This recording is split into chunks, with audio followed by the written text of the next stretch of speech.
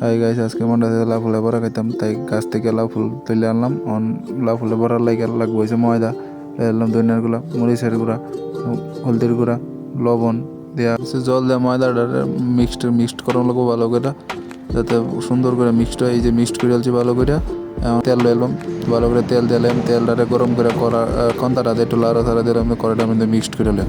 আমি একটা একটা করে ফুল দিলাম ব্যাটারটার মধ্যে মাহায়া দিয়ে একটা একটা করে কড়াই ছাড়বাম তেলের মধ্যে। এই যে একটা একটা করে কড়াই সাইডে দিতেছি সুন্দর করে, একটার সাথে একটা যাতে না লাগে সুন্দর করে সাইডে দিছি।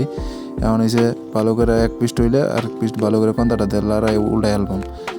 উল্টা আনলে সুন্দর করে উল্টা নিলে বোঝাতে বড়াটি ভাঙিয়ে না যায়, যে বড়াটি সুন্দর হয়, দেখতে সুন্দর হয়। এই যে বড়াটি সুন্দর হয়েছে, বড়াটি ভাঙছে না, সুন্দর একটু বড়াটি দেখতে খুব সুন্দর হয়েছে। আপনারা সুন্দর করে বড়াটি বানাইছে যাতে বড়াটি ভাঙিয়ে না যায়।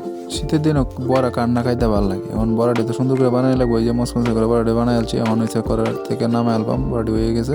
বাসাত বরাবর জায়গায় যে আর হয়েছে। ভিডিওটা ভালো লাগলে লাইক কমেন্ট শেয়ার করে দিন যে।